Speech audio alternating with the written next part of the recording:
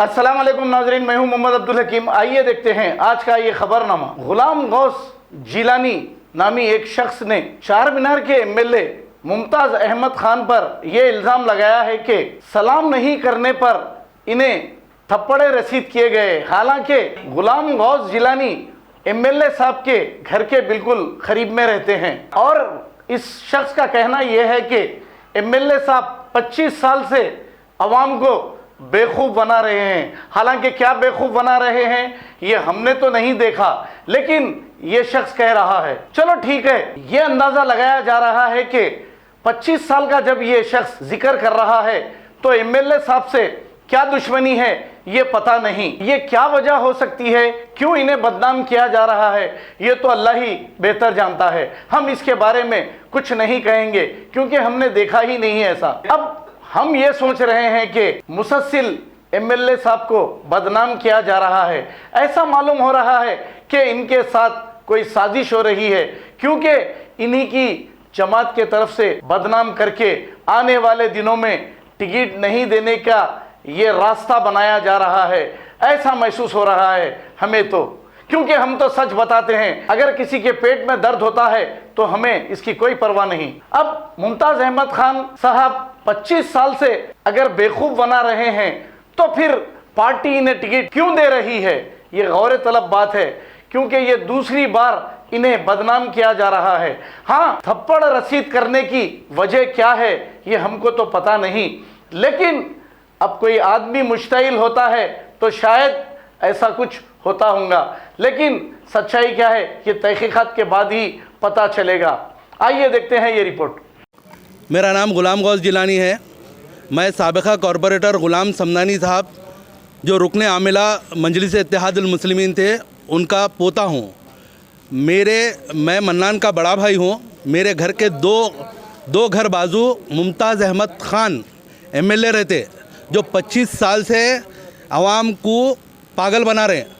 इससे पहले जो झगड़ा हुआ था वो झगड़े के मुनसब में आके अभी मैं घर के नीचे बैठा हुआ था, मेरे को आके अननेसेसरी पछड़ा मार के ये बोले कि तू मेरे को सलाम नहीं कर रहा। मैं उनको कई को करूं सलाम, और उनको मैं देखा नहीं था। सलाम तो अल्लाह को पहुंचता ये भी मालूम, मैं उनको देखा नहीं था। मेरी माँ को लग देते, मेरे को वो कर देते, मेरे को ये कर देते, पैर पे पैर रख के चीर देते। उनके भतीजे बोल रहे हैं कि गोलियां मार देते। भाई मर्द हूँ, आके गोलियां मार सकते आपको जो करना है कर सकते। इससे पहले ये कंप्लेंट असदुद्दीन अवैसी साहब को भी दिया था। असदुद्दीन अवैसी साहब के कहने पे ही मैं खामोश बैठा हुआ था कि कुछ नहीं करना। असद साहब बोले थे कि सब्र से काम लेना मियाँ, कुछ नहीं करना। मैं ये चीज़ पे खामोश था। अननेसेसरी उन्होंने अब आए मेरी माँ के सामने बैठ के, इससे पहले 45 मिनट खदमों में बैठ के रोया इम्तियाज़ और उसका भाई मंसूर। आपको इंशाल्लाह वो वायरल भी करूँगा वीडियो, और आपको पूरी चीज़ की ऑडियो भी मिलेगी। और ये जो भी चल रहा ना साहब, ये बिल्कुल ही एक्सेप्टेड नहीं है।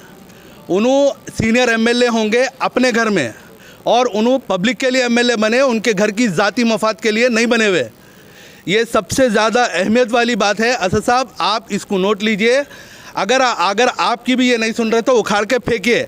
अब तक इन्हों जितने का भी इनकी जो इज़्ज़त बाज़ार में गई, इनका खुद का बेटा उछाला, जो इन्हों हराम खाने से इन्हों फीड करे हुए हैं ना, जो हराम उन बच्चों को खिला के फीड करे हुए हैं, ये उससे पैदा हुई सो नस्ल है। तो ये आपका काम है साहब। आपको जब हम लोग रहबर बना के चलते तो आपका काम है इन लोग को देखना। ये दो घर रहने आजू बाजू का आने जाने वालों को तकलीफ़ा देना, ये बात गलत है। उनको सलाम करना, कोई उन्होंने खुदा नहीं है और ना उनको मैं कुछ समझता हूँ। मेरे लिए उन्होंने पैर की जूती है। ये करने की असल वजह क्या? असल वजह कुछ भी नहीं है। मन्नान की जो वायरल हुई थी रिकॉर्डिंग, जिसमें इम्तियाज़ उन जो गालियोलॉजी एक्सपर्ट जो थे ना उनके बेटे, उसके लिए करे उन्होंने। जो वायरल हुई थी उनकी बदनामी जो हुई ना, उससे करे। अब जो आदमी हराम का खाएंगा उन्हें ऐसी करेंगा। वो तो ये वही चीज़ था, वो आपके भाई के साथ में था, लेकिन आपके ऊपर दुश्मनी निकालने का मेरे ऊपर इसीलिए करे। मैं जाके असद साहब को इससे पहले बोला था, देखो भाई एक चीज़ के एमपी रहते, जब सदर है पार्टी का तो मेरा काम है उनके सामने ये चीज़ रखना। मैं उनके सामने ये चीज़ रखा था। मेरे को जो चीज़ उन्होंने तयक़ुन दिए थे मैं वो चीज़ करा, सब्र रखो बोले सब्र रखा। लेकिन अब ये चीज़ अनटॉलरेबल है, ये कोई भी चीज़ को एक्सेप्ट नहीं कर सकते। अब चाहे इसको आप लोग नेगेटिव वे में लो या पॉजिटिव वे में लो। तो ये झगड़ा कहाँ पर हुआ ये? चार मीनार बस स्टॉप में, मेरे घर के नीचे चार मीनार बस स्टॉप में। उन्होंने उनके घर के बाहर उन्होंने आए, मैं बैठा हुआ था वहाँ पर, उन्होंने गाड़ी रख के आके पैदल आए वापस, 2 गनमैनों के साथ में आए, आके करे उन्होंने 25 साल से एमएलए हूँ, 25 साल से एमएलए हूँ, 50 बार ये चीज़ बोले उन्होंने। तो मैं बोला तो 25 साल से एमएलए तो मैं क्या सर पे उठा के फिरूँ?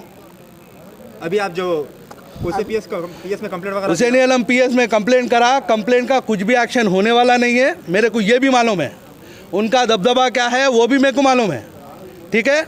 उनको अल्लाह ताला जहाँ तक कर सकता करने दो, मैं जहाँ तक हो सकता कर दूँ। उन्होंने ये चीज़ बोले हैं कि मेरे को पैर पे पैर रख के चीरते, और उनके मेरे को भतीजे बेटे बोले हैं कि गोलियां मारते। इंशाअल्लाह रेडी हूँ, सीना दूंगा, सीने पे मारना। कौन से बेटे बोले नाम? बोलता हूँ सब नाम, सबका नाम आता, कौन से बेटे बोले, कौन से भतीजे बोले। अगर मर्द मुजाहिद है ना, आ जाना, सीने पे मारना गोली, कहीं दूसरी जगह नहीं मारना, और बद पीछे से उंगलियां नहीं करना, सीधा सामने आके करना जो भी करना। ठीक है। मास्सलामा। जर्मनटन हॉस्पिटल, ऑर्थोपेडिक से मुताल्लिक हर मरीज यहाँ शिफायाब। बैनुल-अक़वामी शोहरत याफ्ता और इनाम याफ्ता doctor Mir Jawad Zar Khan, senior orthopaedic surgeon, advance operation theatre, ICU, digital x ray, laboratory, physiotherapy, pharmacy, sharing और प्राइवेट रूम्स, लेडी डॉक्टर्स और डॉक्टर अर्जुमन सुल्ताना गैनकोलॉजिस्ट की खिदमात हासिल। वाजिबी फीस और मुकम्मल सहूलियात से हजारों मुतमईन। एम्बुलेंस से आरास्ता Germanton orthopaedic hospital, pillar number 150, Attapur, Hyderabad. खबर है शहर की, खबर है गाँव की, खबर है सारी दुनिया की। 7H न्यूज पसंद आए तो लाइक कीजिए, शेयर कीजिए और सब्सक्राइब करना ना भूले। 7H news.